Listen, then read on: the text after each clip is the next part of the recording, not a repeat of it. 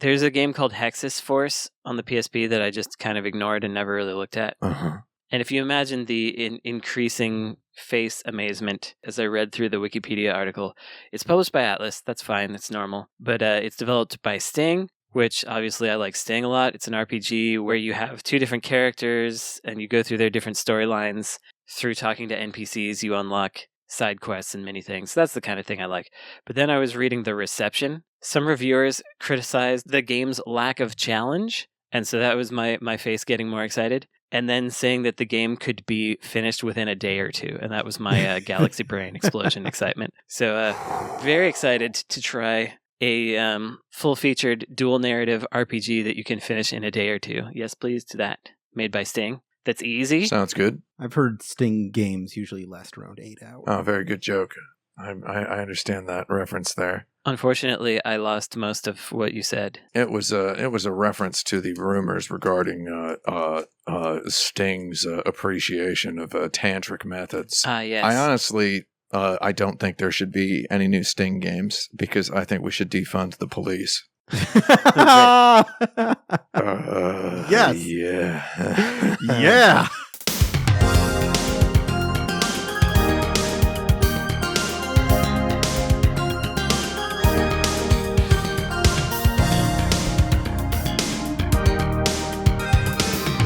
Garcia, nobody can hire my feelings. This is episode 288 of the Insert Credit Show, the only video game podcast for listeners who like their discussions occasionally interrupted by a horrible buzzer. I'm Alex Jaffe, and if I could watch any streaming service with any video game character, it would be Tubi with Tubi. Okay. You're supposed to come up with an answer to this on the fly. That's right. My name is Frank Cifaldi, and if I could watch any streaming video service with any video game character, for some reason Ryo Hakuzuki popped into my head, but he would just ask a lot of questions, like my mom. Where are the sailors? Yeah, so like who is that? Is this part of Dream? Right. So not him. Someone really helpful who would, I'd watch with Cooking Mama. She'd probably get bored and make me snacks. Cooking Mama. And we would watch something wholesome, right? Or we just kind of flip through Pluto, I think, find something. Pluto TV. Probably land on the Star Trek channel is usually what I do. Dinner with Ferengi. The old Star Trek channel. I'm Tim Rogers, and if I could watch any streaming service with any video game character, I would watch AMC Plus with Arthur Morgan from Red Dead Redemption 2. I'm not even going to qualify that because it just seems like a good idea. We would watch movies about spies in England, and he wouldn't understand it, but he'd enjoy it. He seems like a hangout dude. He seems like he'd smoke weed. I can see that. Assuming he'd had a couple days to acclimate to the 21st century. Oh, yeah. Now that you know what's going on, you can enjoy, well, not Breaking Bad. We don't have Breaking Bad. And we don't have Mad Men. They don't have Mad Men, yeah. No, they do have Mad Men, actually. They do have Mad Men. Good. Yeah. But they don't have Better Call Saul, and they don't have The Walking Dead. I don't think he'd like The Walking Dead anyway. AMC Plus kind of got me. Do you want to know how it got me? I signed up for it to watch Interview with the Vampire, fantastic show, and I was scrolling through and loudly bemoaning, look how stupid, what is this show? What is this? They don't even have Walking Dead, dude. They don't even have Breaking Bad, man. They don't even have Better Call Saul, dude. They have like this? Like, what is this? And then what is this? Oh my God, this is so depressing. I'd probably watch this though. What is this? Is so depressing. What is this? Ooh, I'd watch this. And then eventually, I've now watched like 8 AMC Plus limited series, and they've all been very good. So that's how they got me. Thank you. That's how they got me. I'm Brandon Sheffield. I guess I would watch Canopy with Leon Kennedy, because I feel like Leon could learn. He could stand to learn some more about other cultures and stuff. We could investigate the cinema of different regions together. Maybe that would be fun for me, helpful for him. I think I feel like he would be a good movie watching companion, because he'd probably just sit there and absorb it. That's what I think about Yeah. Leon Kennedy. I think that's true. At first, I was trying to think of a dog character, like a famous dog character, and then I realized that would kind of be cheating to just watch movies with your dog, because that's what I already do. Dogs are good. But Leon Kennedy's kind of the most dog-like person that I could think of, so that's who I went with. Very interested in dog houses. That's right. Let's do our show. Here are the questions I came up with for this week. The first of which is this. What does it mean to beat a video game? Is it different from completing a video game?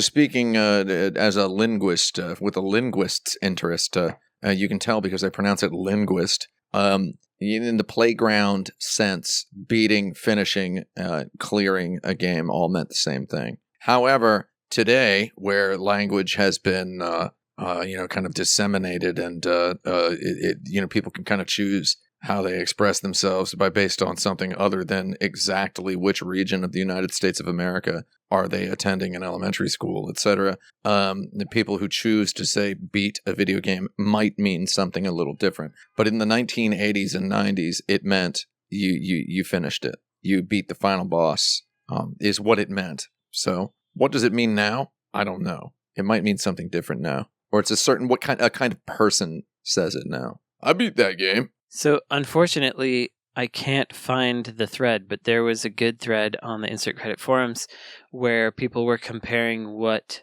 terms they used for beating a video game, and there was something that was like British specific. That was something like stomped its romply knoppers or something? It was something like stomped its romply knoppers. No, I think it was exactly stomped its romply knoppers. It was something like killed the game. Oh, I killed that game, mate. Or some. I can't remember That's what Australian. It was. But it was interesting that there were a bunch of different things that seemed to be related to, like I played games on microcomputers, and so it made sense for people to say that the game was finished or won or something else. But I think you can consider yourself, whatever term you use, to have beaten the game once you have become satisfied with it. Like once you feel you've gotten enough out of it. Because there are all kinds of descriptions or definitions, and you sort of have to get to them yourself. Like the Yakuza games, I consider myself to have beaten every Yakuza game that I have started playing.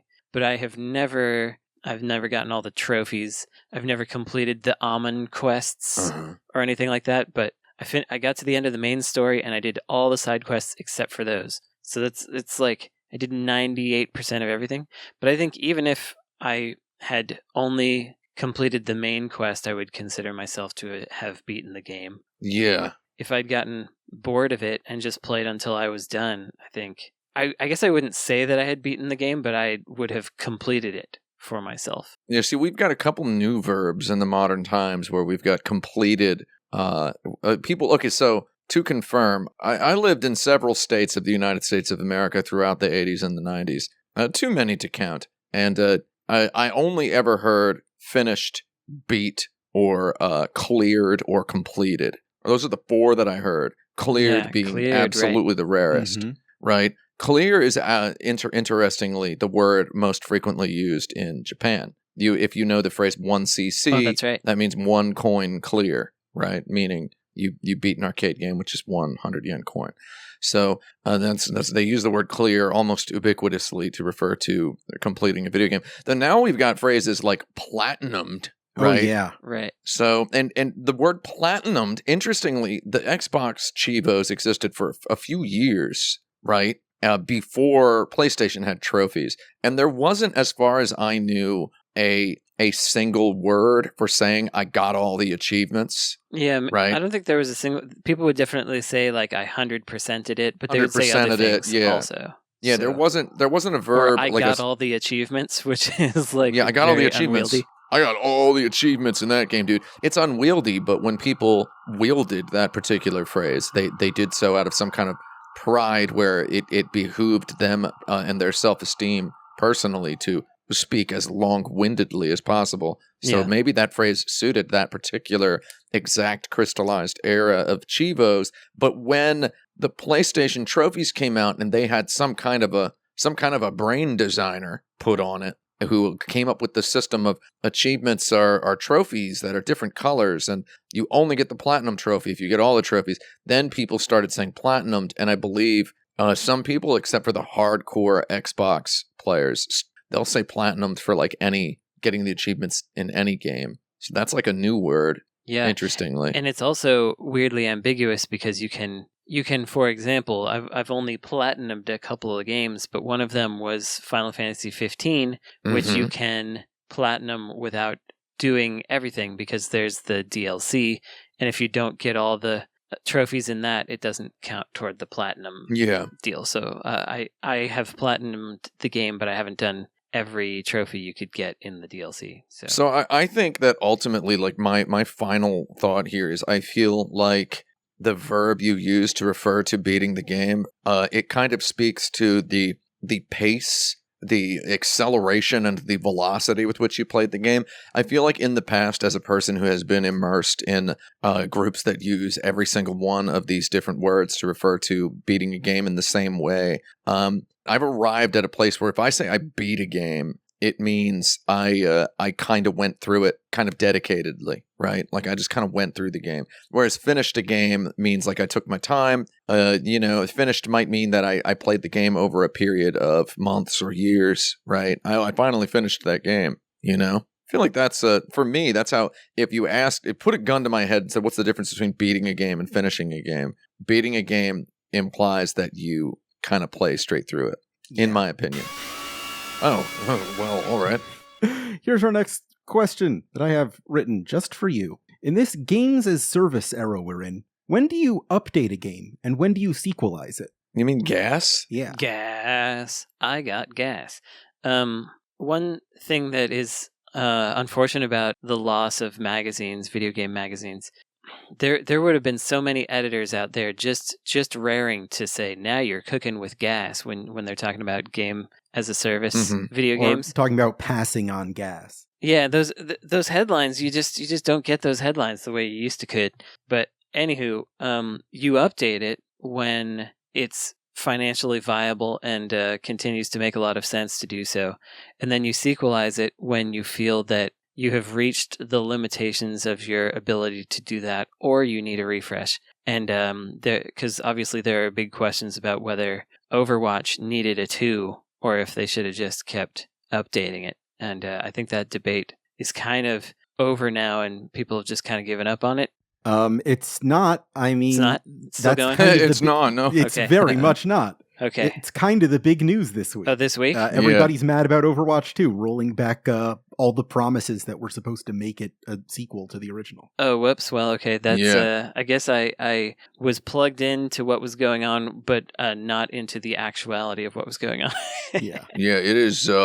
They've been seen with a big old eraser, creeping around the premises of the storefront of the Overwatch 2 store, trying to erase the 2. Is what I've heard. Mm-hmm. They're trying to rub it off of there. I think ideally you should never make a sequel. Yeah. Right. I mean, look at RuneScape. Yeah.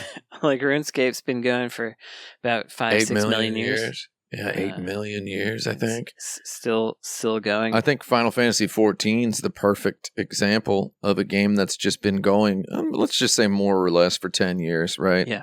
Since it was rebooted. It's still Final Fantasy XIV. Yeah, I wish it's just there's new chapters of it. I wonder if they regret that. If they regret giving it a number instead of giving it like a Final Fantasy Bringer of Light or whatever. I think they're just proud of it now. They're probably just like, yeah, 14's our baby. 20, like Final Fantasy 11's still been going for 20 years now, right? Like literally 20 years. Not nearly as popular, but it's still out there. It's got its goddamn diehards. It's a cool game. It's cool as heck, dude. If you ever get a chance to take a look at it, it's still playable now. It's playable on Steam Deck. I got that on my PS2. Yeah, I mean, I would just get it on PC probably. Skip the. I think that might be a little easier at this juncture. Probably a little easier. I had to leave. What are we talking about? Talking about Final Fantasy 11. Oh, okay. Good. Carry on. Looking back, Frank. Talking about when should a game as a service be updated with new content? When should it get a sequel? What's the sweet spot? Got it. Okay. Yeah, and I agree with you, Tim, that The sweet There should spot never is, be, is never. I think that the trick is like there should never be a sequel unless you have something really, really significantly different that you want to do, and then if that happens, Make a new game. Make it a new game, and don't Yeah. remove the old game. So like when Mhm. you want to, exactly like Final Fantasy 11 and 14.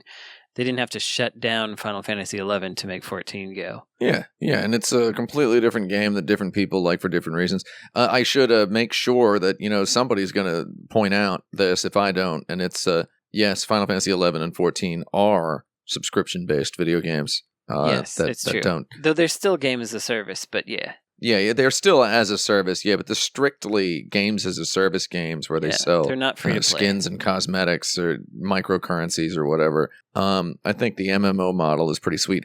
All I want is when are just one of these craven overlords going to just make a car game that they just continually update forever? Like when? If it's the new Forza, they're ditching the number. Did you know this? The new Forza that's going to probably come out in the next couple of weeks. It's probably going to get. So it's just ZA now. Yeah. Oh well, you know what I mean. They're not Forza Motorsport.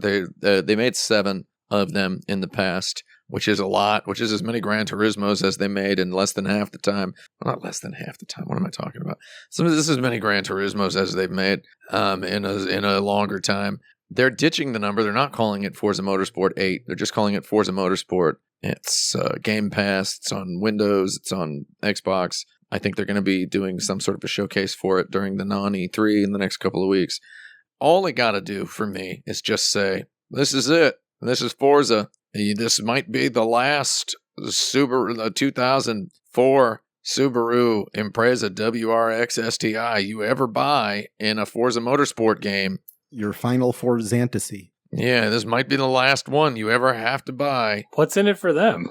Game Pass subscription, bro. All right. Keep me subscribed to Game Pass so I can play Forza along with other hot games. It's interesting you talk about the car game that you just update. It's not exactly what you're talking about, but Kart Rider from Nexon being one of the very first gas games. First gas games, one of the first free to play back in the Cyworld days, games that was successful. But it's still going. But they actually shut down the Taiwanese and South Korean services this year. Oh, why'd they do that? And I don't know, people are mad about it. And so now only the Chinese version is going, but it's still going 19 years later.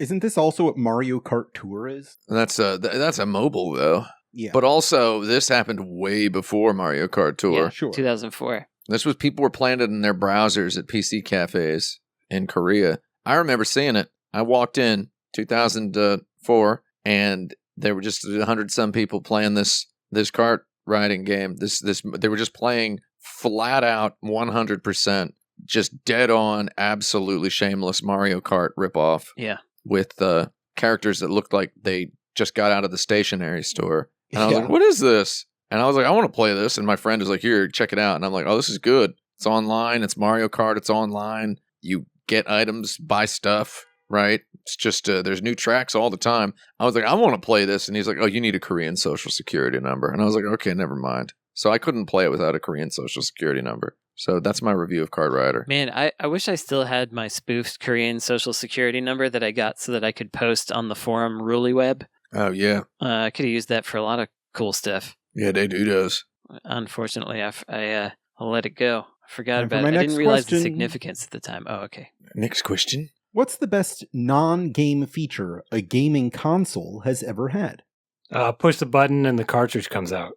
That is a pretty essential feature, yes. Absolute entertainment, we call that. That's pure entertainment. Yeah. I mean, we know that that PS2's PS2's DVD player. did a lot of work for making that thing good. And then Netflix on PS3, which, as we all know, was made by Factor 5, creators of Turrican. Julian Eggenbrecht. I actually did not know this. Yeah, Julian Eggebrecht had so Factor 5, after the failure of Lair, Cool game, though.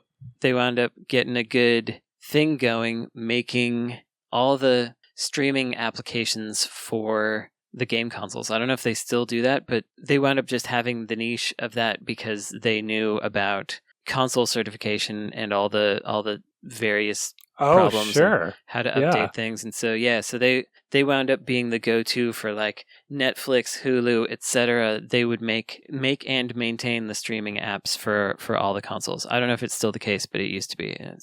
I was like, wow, that's a smart business model. It's not something I ever want to do with my life, but good for you for having a way to keep going. Yeah. I mean, okay, what else do we got? What's another non-game service? I mean, the Nintendo 3DS and such have a whole bunch of stuff. Yeah, I mean, Street Pass, for sure, right? Like, people loved the Street Pass. PictoChat. PictoChat was good. I still really like what the way that the Wii communicated, in that it sort of pulsed that light at you, and you're like, oh, what is it, boy? And you went and checked. So, I mean, maybe the answer I'm trying to come up with when I say that is communication that I want. Like a console like communicating with me, and I actually want to hear it.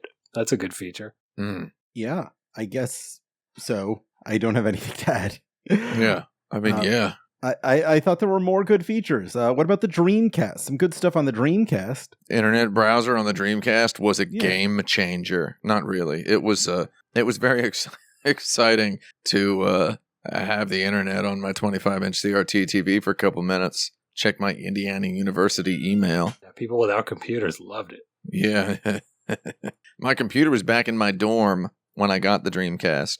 So checking my email on Christmas on my TV was exciting. But outside of that one admittedly idiotic experience, I don't really think I ever used that much. I mean, these game consoles now, the Xbox One pitched itself pretty heavily as having a TV. You can watch your TV through it, plug your cable box. The GameCube handle is a good one. Yeah. Because it's not. It's a non-gaming feature to be able to carry this thing around. Yeah, carry this thing. I also like the printer in the Loopy. Mm-hmm. That's a real good one that they got. You can just print out your little stickers, but you can also print out like whatever goes through the input. 3D camera on the 3DS. You can take a picture of yourself and then look at it in 3D for 5 seconds and go, that's neat. It's all funny. Yeah. I will say that back in elementary school, at the height of Pokemon card popularity, there was this kid who was stealing everybody's when he left them unattended, and we were able to catch him by taking pictures of him with a Game Boy camera, and that got him suspended. So nice. Spycraft. Yeah, so Spycraft is a very nice non-game console feature. And also, I mean, non-jokingly, we might as well shout out the Nintendo DS for having a lot of productivity apps and things that were not, strictly speaking, video games. Like, there was a recipe thing for DS in Japan that you popped in and it just had 500 recipes on it with instructions and slideshows. And this was pre-smartphone stuff, right? So Neo Geo Pocket had the speaking of that, had the horoscope.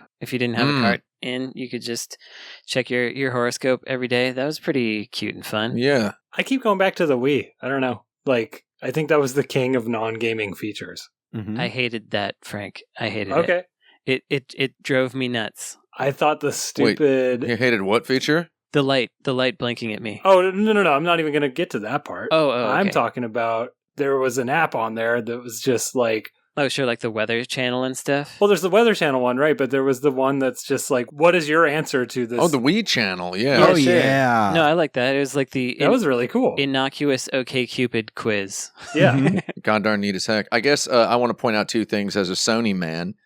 Two things that occurred under my watch as a Sony man were the Talkman for the PSP. Do y'all know Talkman? Oh, yeah. Yeah. It was a little microphone, little thing you plug into your PSP, and somebody talks into it, and it translates their words into the target language. So you can use it whilst traveling, if you're from England. And it was a kind of a piece of trash, but it was a piece of trash with beautiful, beautiful product design. They threw a lot of marketing dollars behind it. They got at least 4 people riding the subway to say, yeah, I would like to go on a vacation, and maybe I would buy this thing to take it with me. Yeah, and there was that Korean English dictionary for the DS called Touch Dick, which you may remember. Yeah, that one. Yeah, that's we can forgive them for not bringing a big sweaty American into the room to laugh at the. But it probably got them some additional sales. I tell you what. Man, how many times in my life in Japan did I see a sign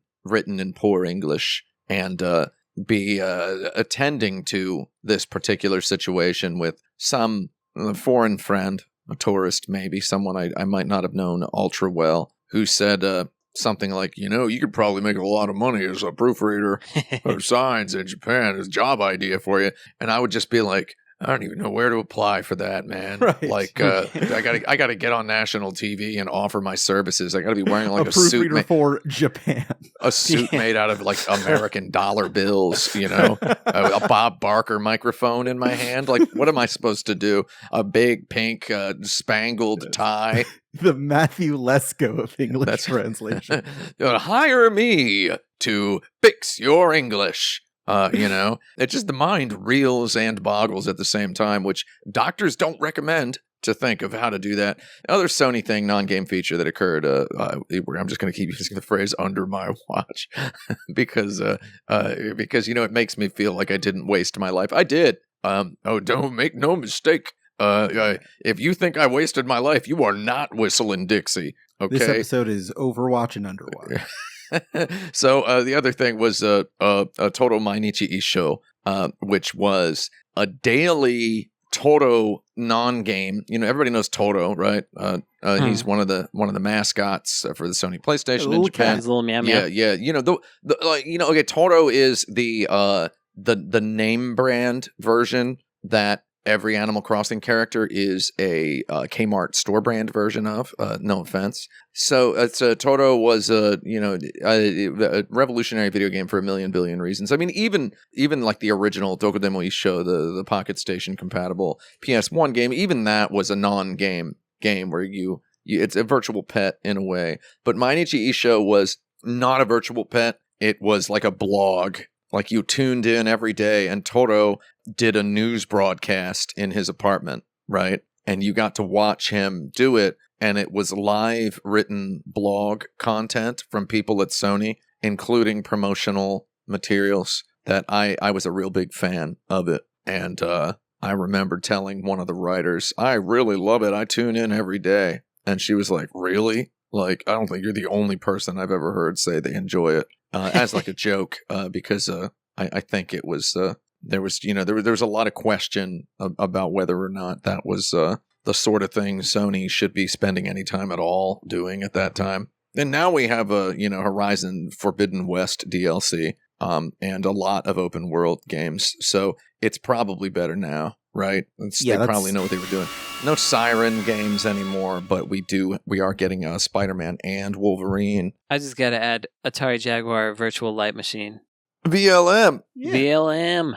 Love Put that in there. Xbox 360 Music Visualizer by Jeff Minter. Mm-hmm. Yes. Also by Jeff Minter. I mean, when we turned that on, when we first met Cliffy B Blazinski in that hotel, and we were like, can we see Jeff Minter's music visualizer? And he was like, yeah, dude. And he fired it up. And then Mark Rain, then VP of Epic Games, comes by and goes, okay, we're not going to look at Minter's thing. He called it Minter's thing. So Minter's, he called it Minter's thing. We're not going to look at Minter's thing. He made at least 3 of those, including the Nuon one. So that's pretty fun. Yeah, Jeff Minter's, he's a surreal individual. Good for him, right? Yeah, It is good for him. This next question might be nothing. Let's try it. All right, let's give it a shot. Video games have almost always utilized licensed music, licensed IPs, and licensed real-world likenesses. But what other kinds of licenses should games be taking advantage of?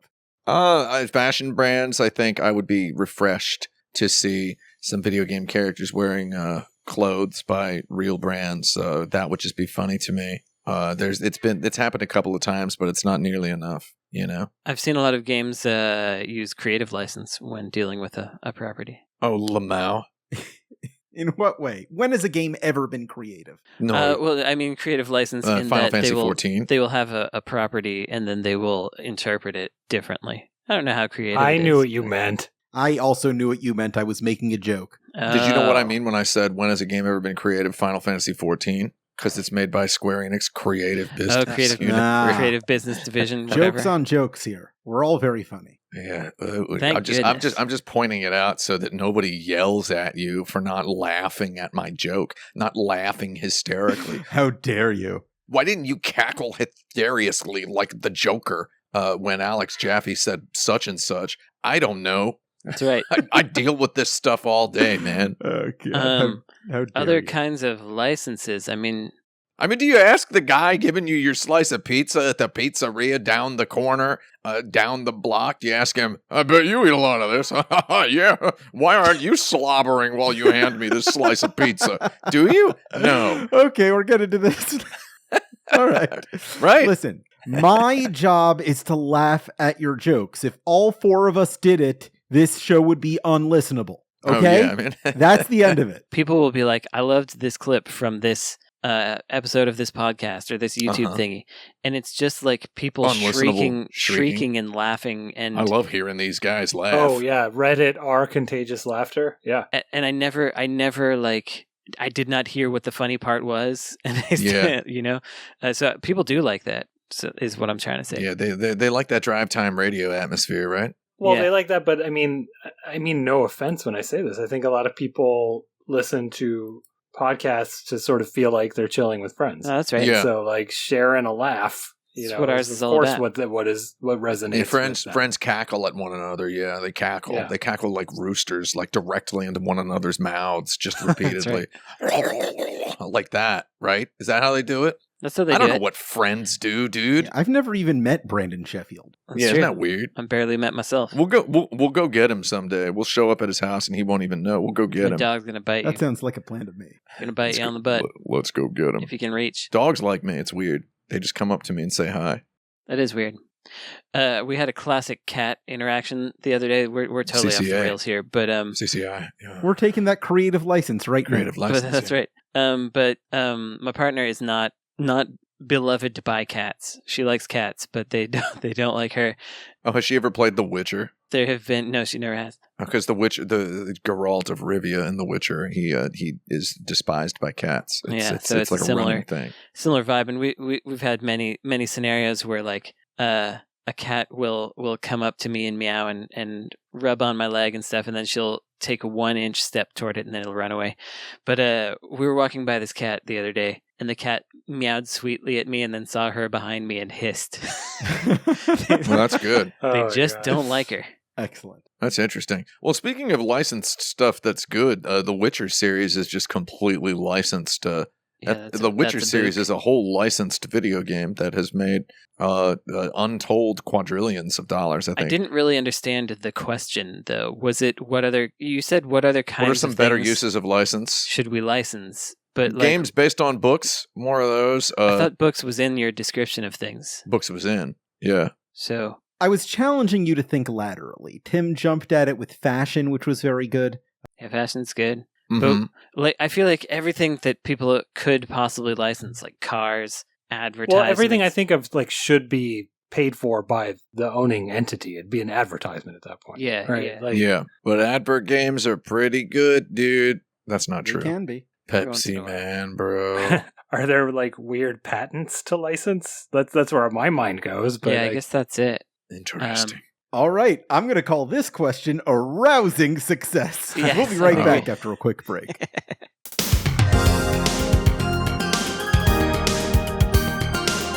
This message is endorsed by the Insert Credit podcast and not the individual panelists.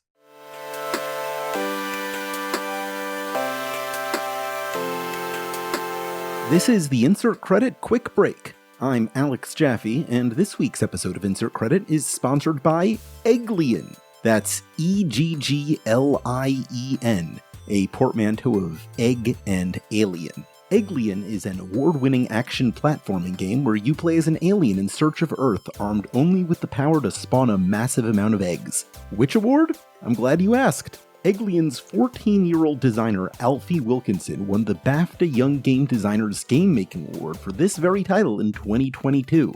I got to play Egglien myself before recording this, and the action reminded me a little bit of Shovel Knight with the storybook charm of a Yoshi's Island. You could download Egglien now on Steam, Xbox, PlayStation 4 and 5, and the Nintendo Switch. Look upon his works, ye mighty, and despair. If you'd like to sponsor an episode of Insert Credit, it's so easy a teenager can do it. A game design award-winning teenager, sure, but a teen nonetheless. Write to us at show@insertcredit.com to partner with us today. Okay, not literally today, but soon. Welcome back to Insert Credit.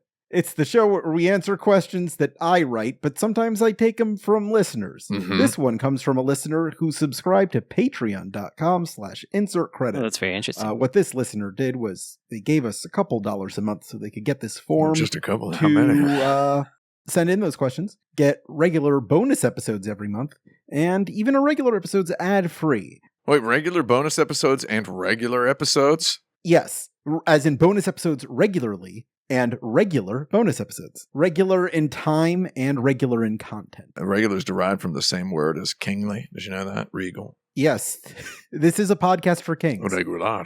Yes. Yeah. They call Insert Credit the podcast of kings. They This call week's- in South America they call Insert Credit El Podcast regular. So Yeah.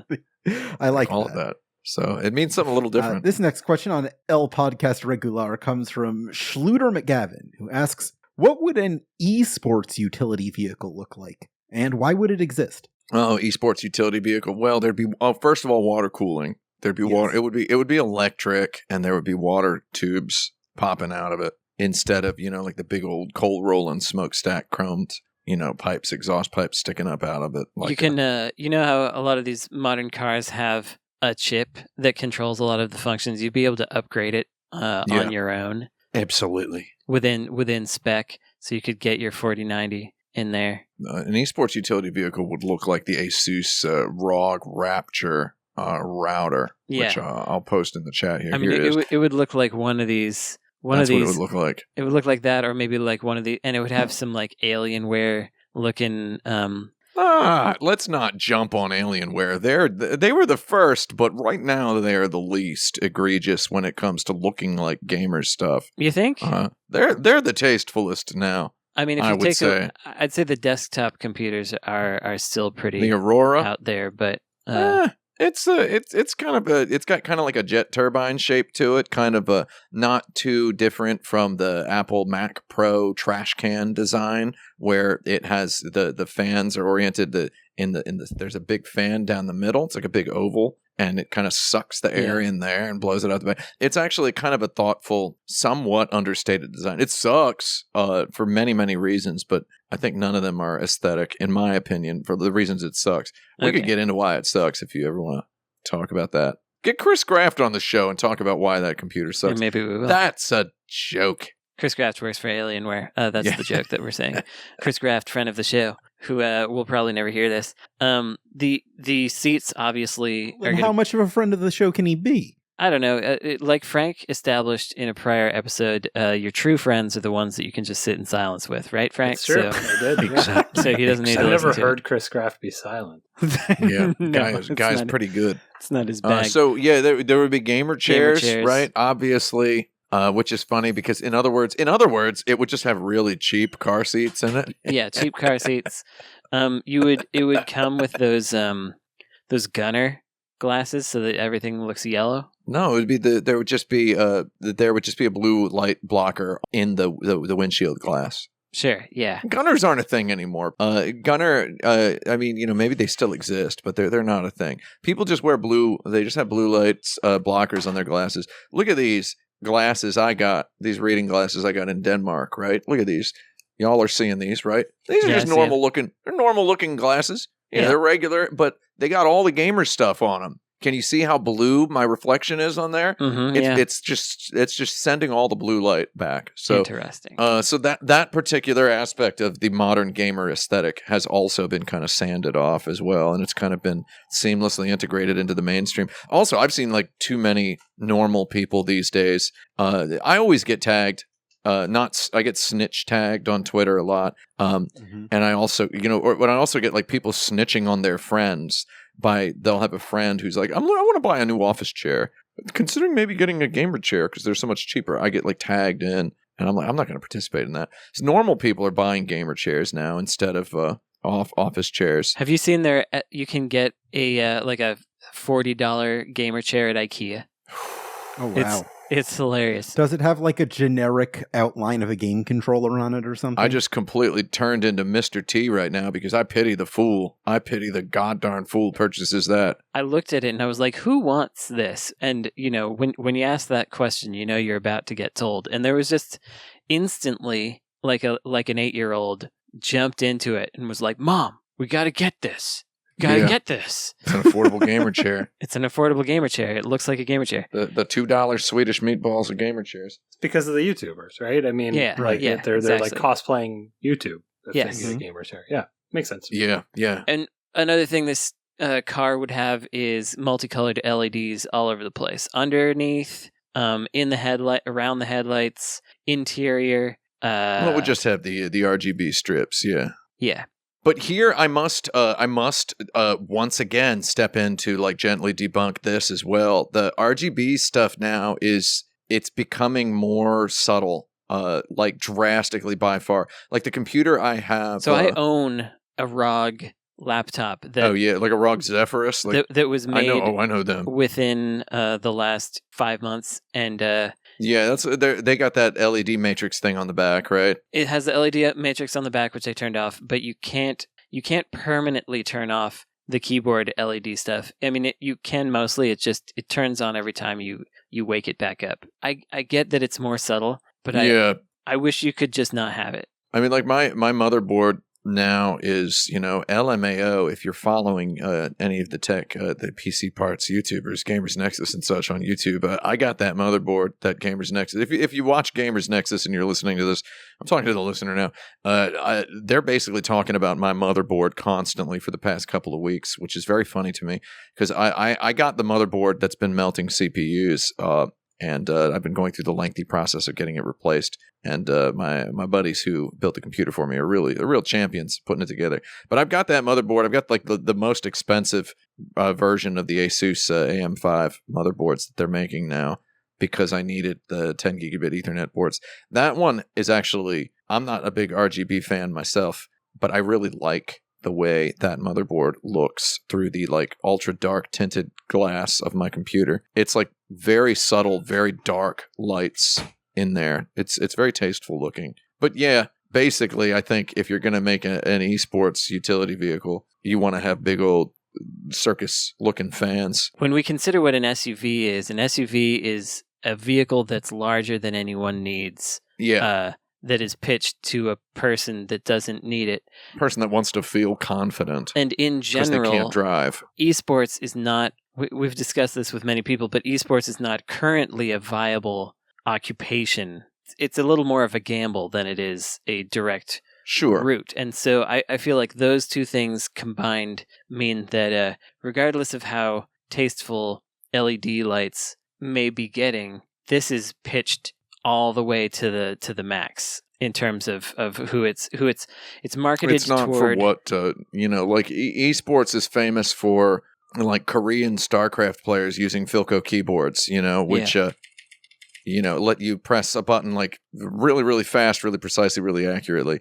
And then that's, just a plain looking, boring office looking keyboard that then, got blasted with confetti and sold to people as being, more and more. It just snowballed, right? The aesthetic snowballed. So your esports car, would have just all the elements taped on there. I'm thinking that esports, in the way that esports introduced, my final thought, in the way that esports introduced people at large to, a lot of people at large to mechanical keyboards, which are, more accurate and precise for writing and typing in general. And also, I've had mine for 16 years, by the way. I've had this Philco here, 16 years. Beat that. I would think that an esports utility vehicle would have to introduce some really revolutionary new technology that is just implemented kind of jankily that would be done better by a real car maker later. So the Asus Republic of Gamers Centaur. That's what we're going to call it. I don't know if that's what they would call it. It would have a really good like AR heads-up display in the windshield with all of the instrument stuff. The Asus Republican. Yeah. I don't think they'd call it that, but they're from China. They're from so They might. I think the Republic of Gamers is kind of a bold thing. Yeah. It's kind of a stupid name. They love it though. It They have really is. a good time with it. Here's my next question. When have developers best anticipated player behavior? Not well enough. I've talked about this one about 1 million times on here, but it was when I was playing a game, and I've forgotten which game it was. I think it was Fear. I think it was the first Fear game. Or maybe it was Fear 3. It was one of the Fears, I think. F3AR. But not Fear 2. And it might have been Fear 2. No, it wasn't Fear 2 because I recently replayed Fear 2, and it wasn't that one. Anywho, I've talked about this before, but there was a sequence where you're like with your squad, and you're going around doing things. And then I was basically in a china shop, and I shot a plate accidentally, and then I found that I could smash all the things, and I just like smashed. I just shot all the china in the china shop, and I took a little while doing it, and then they had a some VO, which I don't know if it was contextual. It probably wasn't, but where they were like, "What took you so long?" And then my characters was like, I was just destroying everything in that china shop back there. And they certainly anticipated my behavior in that instance. Yeah, very good. That was pretty good. I think best ever example of all time, and I don't want to go into too much detail about this, Simpsons Hit and Run, like the first 30 seconds of that game. So it does a pretty good job. I'm not a Simpsons guy, so I can't continue to speak to it, but that was a pretty good game. You ever play that one? Pretty good game they made. That's a good license game, speaking of license. Yeah, it's a good one. There's a thing that you have to kind of experience for yourself. I don't even want to spoil it for anybody. It's abandonware. You can get it on your PC. There are fan patches that get it up to 4K 60 FPS. Have you seen those fan projects to reanimate the cutscenes in like the style of Simpsons episodes? Wow. The singular fan project who Yes. is singularly going to hand animate hours of Simpsons. Yeah, I've seen Yes, that one guy. That's definitely going to happen. Hey, they got the game running in 4K 60. So the two that come to mind for me, I don't know if they're like best, but they're the ones that stuck with me. Original Deus Ex, getting yelled at for going in the ladies' room. And it's not immediately. It's like later on your boss is like, you shouldn't go in the ladies' room. That's not for you. We got complaints. That was a nice like, oh, this game sees me moment. Yeah. It's all just trigger volumes. Yeah, I mean, at the time, right? Like at the time, that was kind of neat. We all know how to do that now. But the other one, kind of similar. But the game that really kind of elevated video games into the realm of like paintings and film, BioShock. Yeah. Love that one, yeah. I don't really remember the sequence too much because I haven't played it since it came out.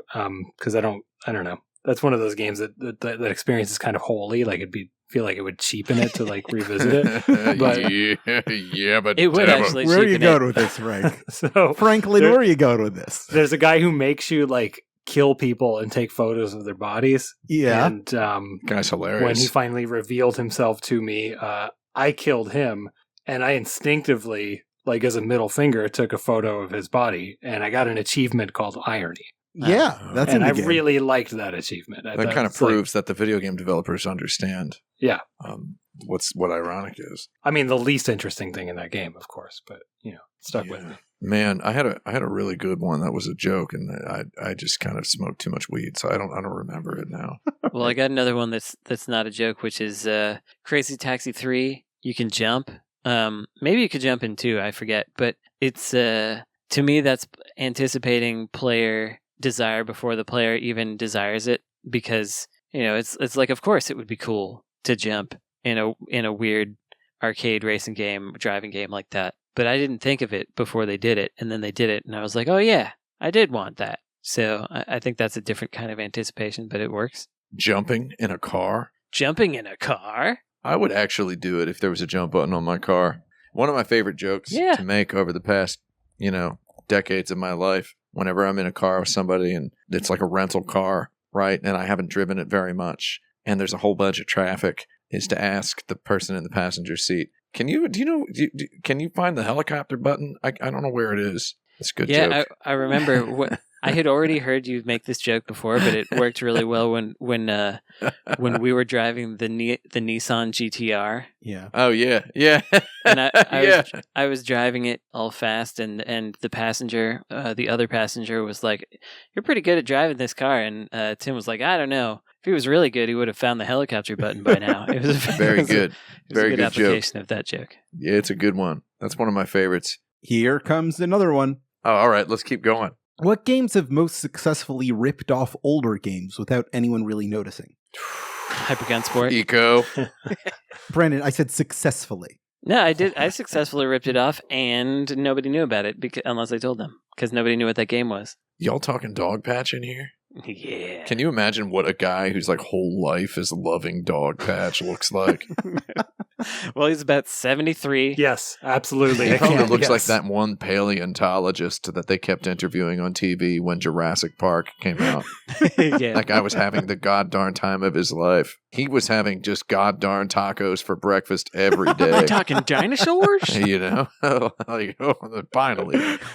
That guy's probably cool, though. He's probably cool. I mean, he's a big nerd. Big old beard. I've never met him.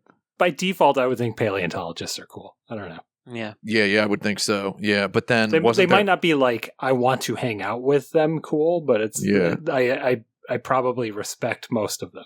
Wasn't one of the worst characters on Friends? Wait, they are, which I mean one of the characters on Friends. Bottom 6. Wasn't he supposed to be one of the bottom 6? Wasn't he supposed to be a paleontologist? That's What, right, the Tim. The monkey? Yeah, I don't the guy with the monkey. Yeah, he was a professional paleontologist. Wow, you guys. My good joke memories. was that the monkey was a paleontologist, but Oh, sure, good- we'll go good with joke. the guy with No, the monkey Thanks. is actually he's the best character on the show. He's the best because he knew when to get out.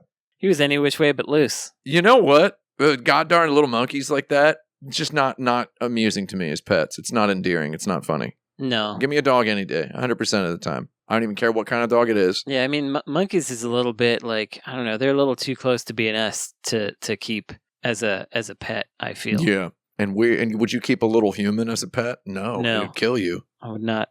Yeah, they kill me in my dang sleep. Brandon, have you seen Nope? I think we talked about Yep. I've seen Nope. God, what a movie. Yeah. Oh, What a film. what a picture. What a good one. Yeah. What a talkie. Yeah, so what are we talking about? Successfully ripping a game off? Eco is just that's ripping right. off Eric Chahi 100%. It's just Oh, yeah. another world. It is just completely just wall to wall filled with another worldisms. A companion character who helps and must be helped. Complete with just a big old weird world where the whole thing it's weird, it's desolate, and it's scary, etc., etc. I feel like, I wouldn't call it a rip off, but it's like, it's very, very clearly inspired by, it is confirmed to have been inspired by another world. And I feel like a lot of people yelled and screamed about Eco when it came out. Interestingly, Eco was one of the first video game critical darlings, I would say. Like, I think like prior to Eco, we didn't really have a lot of critical darling video games. It wasn't really a concept. It took, the internet and websites and zines and such to develop the idea of a critical darling People for video were games. just really enamored by the idea of playing as a dolphin. Yeah. Oh, that's Eco the dolphin. Yeah. Here's a weird one, which isn't necessarily it's just a different flip on it, which is that Critter Crunch was a game that came out that was very obviously Magical Drop or Money Idol Exchanger, specifically Money Idol Exchanger. And that was made by friends of mine at Cappy Games, and I talked to them about it, and I was like, so you guys really like that Money Idol Exchanger? And they're like, what's that? And they had never heard of it. What they had done is they had played Astro Pop, I believe it was called, which was PopCap's clone of Magical Drop. Oh. And they'd never heard of Magical Drop either. And then they were like, what if we added this like tiered system, which is exactly what Money Idol Exchanger does. They basically ripped off a ripoff and added a thing that they thought was original, which actually was just a ripoff of Also another a game. ripoff. Yeah. That's very funny. It was a pretty good, confusing conversation that we had. Yeah, the world sucks, huh? That's cool. Yeah, I liked that. But PopCap sure did a whole bunch of those, and people didn't know about it for quite some time. I would say the masses in general weren't aware that like Puzzloop was the origin of Zuma. I think that might be the answer Yeah. to this question. I don't know that you can beat Zuma. Consensus. Here's my next question then. What is the Who Shot Mr. Burns of video games? Okay, so I mean, also social Angry event. Birds is just kind of a ripoff of Scorched Earth, but I see what you're. It's I don't know, not really a ripoff, but it's there. There's a whole lot of those early mobile games. Yeah, I mean, I played that as Gorillas first. You Gorillas, know, with throwing the bananas. Throwing the bananas. Like I thought that was the original for ages. Just knock stuff around with physics. Anyway, what was the question? What is the Who Shot Mr. Burns of video games? Yeah, so Is it's that a Simpsons episode? It's a social event that had multiple potential outcomes. That the first thing that comes to me And it's is a reference to Who Shot JR from the show Dallas. That's Is right. it- Okay. is an ARG like I Love Bees for Halo and stuff, but that's not really it. Yeah. Well, it is ARG like. I mean, that's where my mind goes. It's adjacent to it. But I don't know that there's I don't think there's an ARG that was that much Cool. of a cultural phenomenon. It's No, like is- hanging on a resolution. Is it like the name your kid Turok thing, or is it not like that? No. That's Because people weren't like, whose kid is going to be named Turok? I think I want to see what these parents are like. It's not like there was a documentary. They got mainstream news stories though. Is where I was what I was grabbing from, like that and the Shadow Man. But I mean, Who Shot JR is like there's a mystery and it's a cliffhanger and it's the end of a season. Yes. And it's Yeah. like all of these people are suspect. And you not only are talking about it with your friends all summer or whatever. My dog's yelling because he's excited. I'm translating what he's saying. They did a really good job keeping a lid on it too, because it didn't actually leak out in advance, as I recall. Yeah, they managed to keep it under wraps. Like we all had our guesses or whatever, but I feel like in video games, there's not a whole lot of plot twist related public conversation because games are too goddarn long. yeah. Right. yeah, but I think it's more of a like marketing thing or a sequel or something. Mhm. Yeah, I feel like Mortal Kombat 2 having secret characters in it or whatever, talking about the fatalities I around like this. Yeah, I like where you're going. oh, with this, yeah. talking about the fatalities on the playground. Yeah, you know what? It's a big 90s arcade game with secrets. So it could be like Yeah. Yeah. Mortal Kombat. It's got to be Mortal Kombat, I think, is my only other one that comes to mind is NBA Jam. But, that was more rumors than actual secrets. I wonder if in Japan would it be like Tower of Druaga, where Yeah, Yes. where there's a clipboard on a string tied to the cabinet. Write your notes because in like there. everybody was sharing secrets and it was a communal event, and like That's you very really good. couldn't get through that game without talking to people. Stupidly impossible to just stumble through. Yeah, that's a And fun one. that's what gives that's the whole appeal of Souls games. That's Yeah, why you today, leave that's Elden notes in Ring. your Elden Rings. But to date, I feel like we've never had a really, really big like secret in a video game, anticipating player behavior and whatever, right? Where it's gamers will just find your secret in the first day. Yeah, That Legend of Zelda Tears of the Kingdom was released for 96 minutes before a guy finished a speed run, right? Like Yeah. Which is the world record speed run for speed running apparently, which is kind of hilarious. So it's like there's never been like a video game secret. I think it would have to be a video game secret, like a Mortal Kombat 2 fatality, a Tower of Druaga key location. I mean, the Mortal Kombat 2, the Tower of Druaga keys are it's like essential to progress in the game. sure, yeah. So it's like, whereas in Mortal Kombat, it's essential for maximal enjoyment, which is a nebulous concept.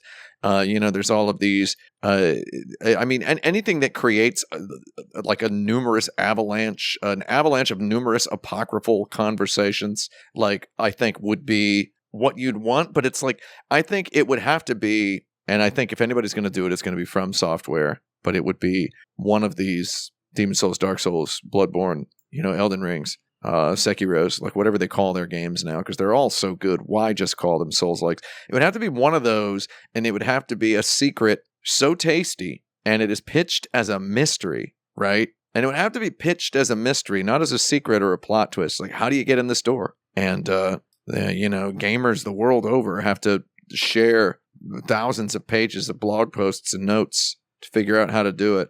What was the eggplant run in Spelunky? Is that it? There's that. That's a good one. I've got another one here that the only thing that it's missing, similar to the eggplant run, is the mainstream widespread popularity. But those Fez obelisks. Yes, that's what I was about to say. Because that was a mystery. People were working together to figure it out. It was all over the video game news at that time. All the figuring out of that stuff, and like I wound up getting more hypercubes than there were in the game and was like ranked number 64 in the world accidentally at Fez because I had accidentally gotten like an extra hypercube, and then it turned out there were 4 bonus hypercubes or 5 that you could get. So I feel like that rules. If that had been really popular, those obelisks kind of would have been it, because they were mysterious and they did give you lore and things, and Phil Fish said that they had never all been, there were still some secrets that had not been figured out. People always say that kind of stuff, though, so who knows? And at the end, it turned out to be the baby. It was the baby all along.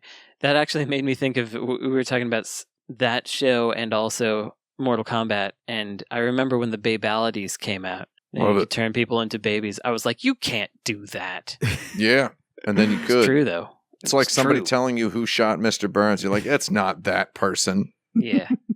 I like that you're refraining from spoiling it. I don't know who. I told you I don't. I know who it was. I've never watched No Simpsons. Really? I've only watched like the first some of the first couple seasons. It was the baby. The baby shot. Was it the baby? It was Maggie Simpson. His hands were pointing to W and to M and S. There were other clues too. There were other clues as well, but yeah. Like someone in Moe's Tavern, they're watching Mystery Science Theater, and that's I MS. doubt he would have known Homer Simpson's baby's name. But that's actually part of one. This is dumb. Sorry. Yeah, the joke is that he knows everyone's names except Homer. Yeah. Oh, that's very funny. Yeah. Oh, that's quite funny. All right. Okay. I have a little bit of a multiple choice for you for our lightning round. I have 3 games prepared. You get to pick which one we're playing. We could play Name Design, we could play GameFAQ&As, or we could play Violence Island. Wow. I like all these. Yeah. Let's see. We haven't done GameFAQ&As in a while, I feel. That's where I was leaning to. So yeah, let's go for it. Let's go for it. This week we're doing The Legend of Zelda Tears of the Kingdom. Brand new game. .k. The Game FAQs board is already very busy. If you haven't been following along with this segment, what's going on with Game FAQs these days is that they have a separate section under every game where people can submit their questions for other people in the community to answer, rather than just putting out a full guide that you can consult. Interesting. So what we do is we take those questions, we extract all of the nuance, and we answer them as snappily as we can without any regard for accuracy. Here are 10 of the questions I pulled from that board. Question number 1. How do you tell if you completed a shrine or not? Look for the text that says Shrine Complete on the screen. If Shrine Complete is on the screen, that means that the current shrine has been completed. Okay, I'm gonna apologize for this answer in advance, but the icon turns blue. You just loop the tassel around and pull it taut, and then you've completed Shrine or Not. Very nice. Shrine or Not, yeah. Yep. Yeah, I was going to say you get text on screen that says Shrine Get. Very good. Question 2. How do I cook Muddle Bud? Don't. Any way you want. I would say don't. Traditionally, with you saute it with onion and olive oil. Sure, but good on everything. You know, you can buck tradition. We're all cooks here. How do I get out of the depths? Oh man, we all ask ourselves that. Therapy is one good way. Yeah. It'll get you on the path anyway, possibly. Look for negative habits in your life, such as alcoholism or toxic relationships. Yeah, and try to weed them out. Like, don't just look for them. Exactly. Yeah, don't just look. Yeah, step 1 is identify, but then that's follow not through. The only don't just nod and keep them. Yeah. My advice would be don't start a podcast. That would be my advice. Where are the depots? The Office Depot? Is that? No, I believe it's about Home Depot. Yeah, Home Depot. Around here, it's on Alameda Street. Yeah, there's one on 40th as well. Which that's is one. Also there's one on 40th. Here. That's right. Yeah, which is the good one of those two? Oh boy, it depends. There's one in the South Bay that's 2 stories. You ever been to that one? Yeah, that one rules. Yeah. Yeah, there's That's the one to go to. Like in Daly City, is it? Yeah, that's where it is. Yeah. Any things to know before starting the game? Did you play the first one? That's a good thing to know, the first one, yeah. Yeah, check it out. You might be able to speedrun the second. I mean, the game's the game, and no one leaves the game. So, if you die in the game, you die for real, is what you should know. That is an important thing to know. What is the highest durability weapon?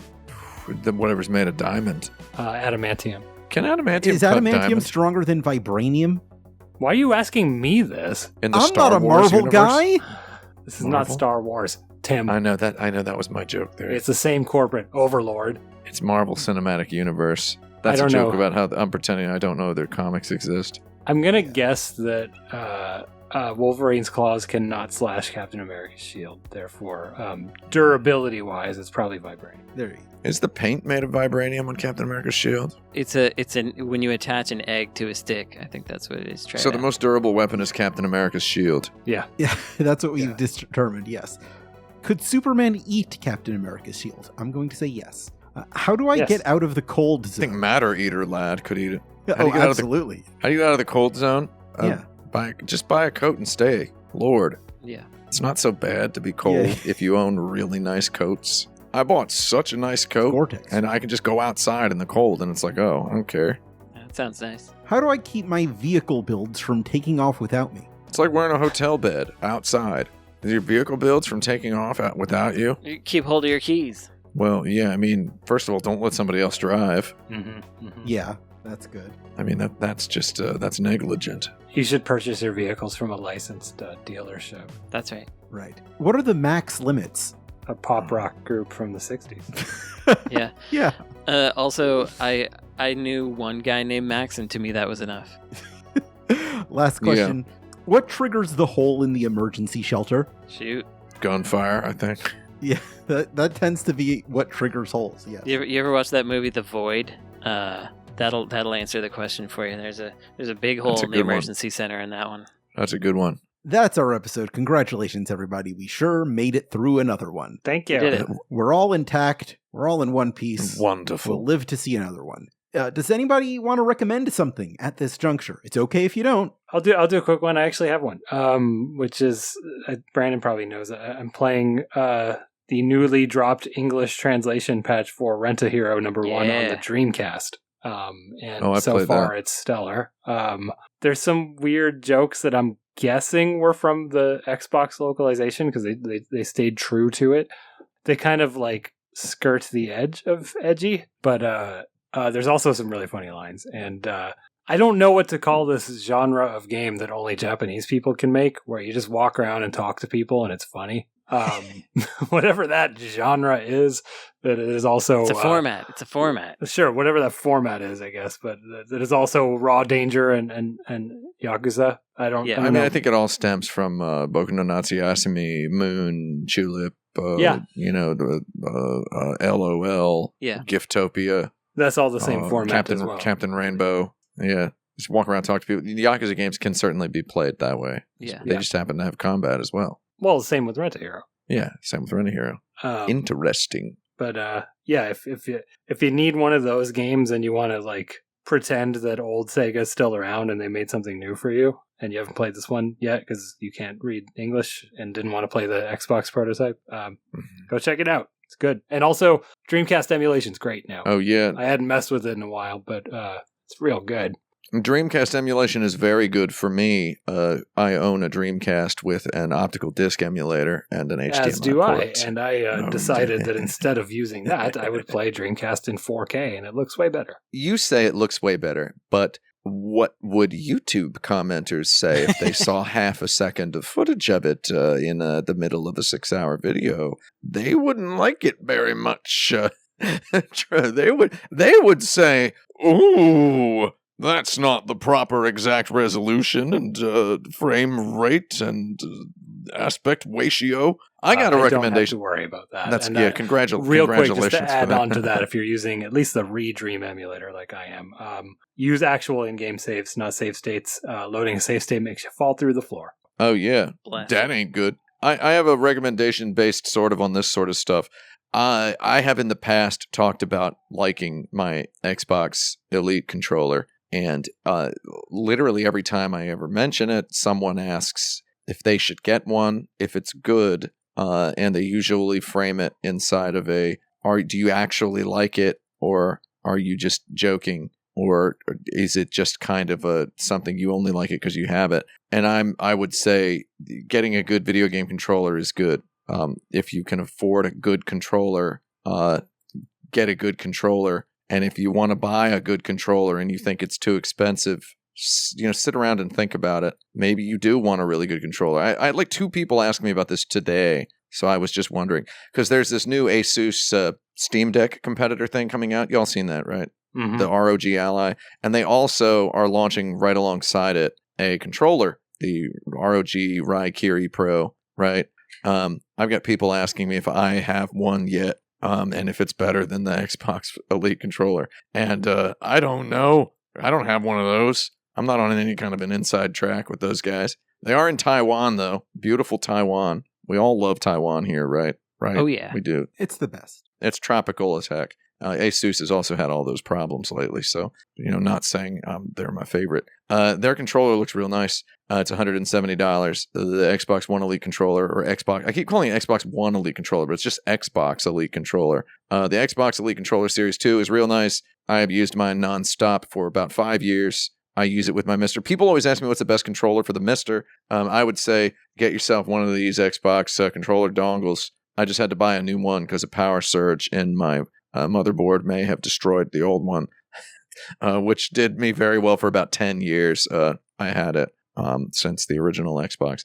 I have no complaints at all about the Xbox Elite controller. Some people have complaints about it. I've reiterated all this multiple times in my life. I'll just keep doing it. I continue to enjoy it. I went on a journey with controllers in like the last year because I've been playing a lot of Mister. People always ask me what my favorite controller for Mister is, and it's just that Elite controller, man. I don't know. It's got 2 analog sticks. I can play all the PS2 DualShock games. I don't know.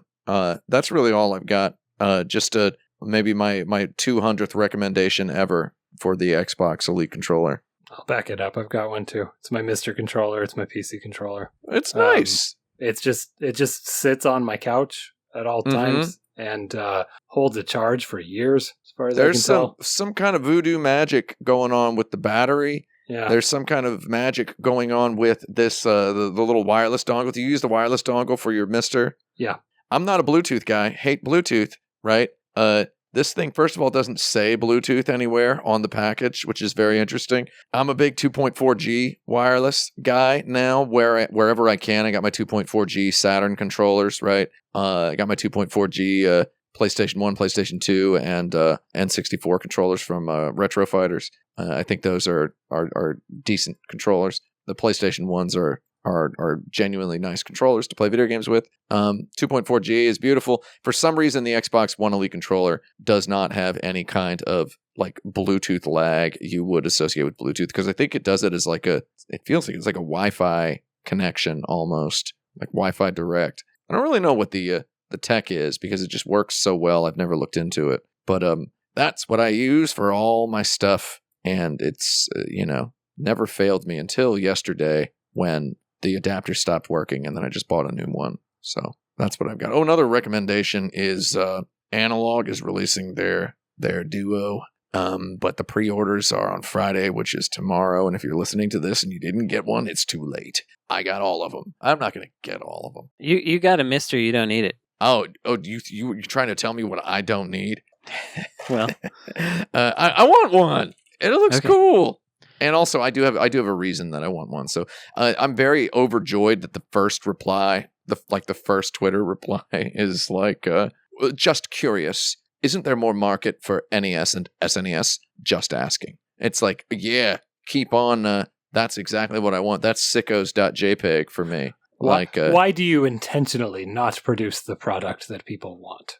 It's so weird. But it's like people are like, there's why? No other explanation. I'm an idiot. Yeah, it's like if you just want to play, if you happen to have a massive library of Turbo Duo games, lying around, and you would like a console that's not compatible with the leading flash cart, which is weird. The Turbo EverDrive, and it's HDMI. This is basically a device for Brandon, right? Yeah, except I already have multiple Duos and I don't need it. So Yeah, but you have a Duo that has an HDMI out and has an integrated 2.4G wireless receiver inside. No, but I got a CRT. Yeah, but I'm telling you, man.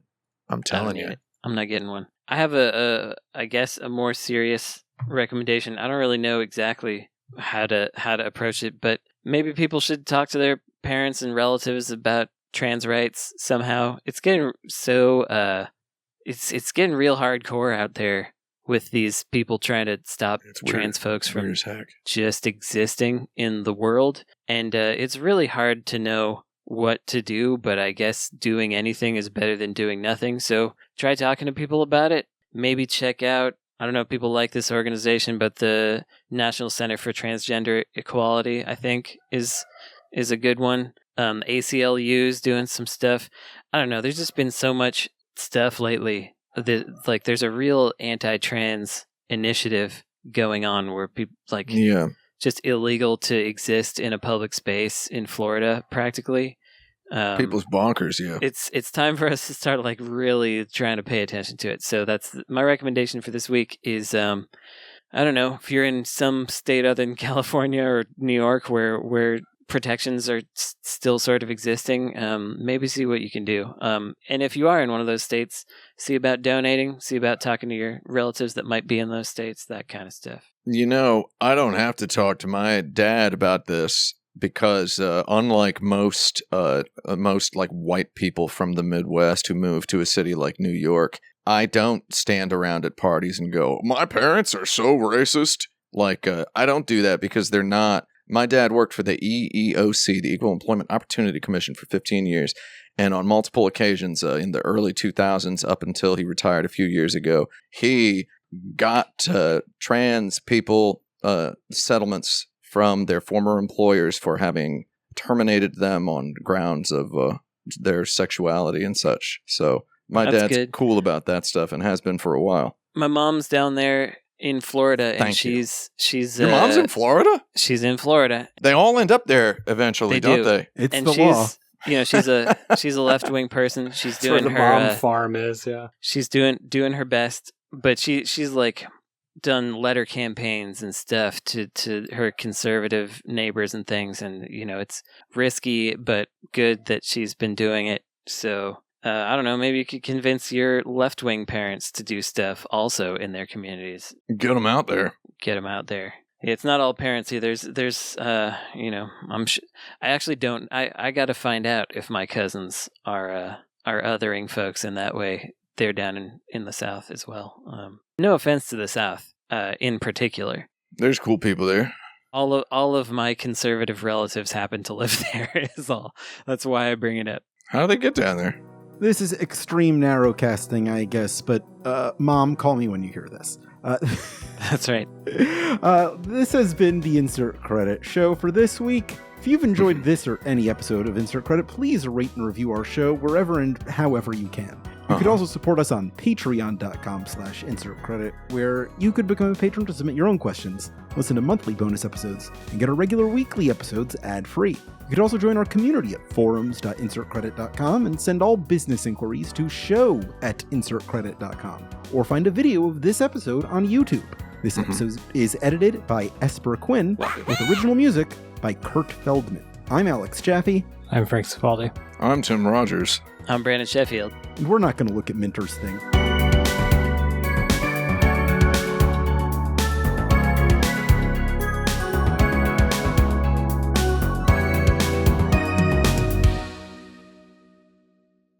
Game over, yeah!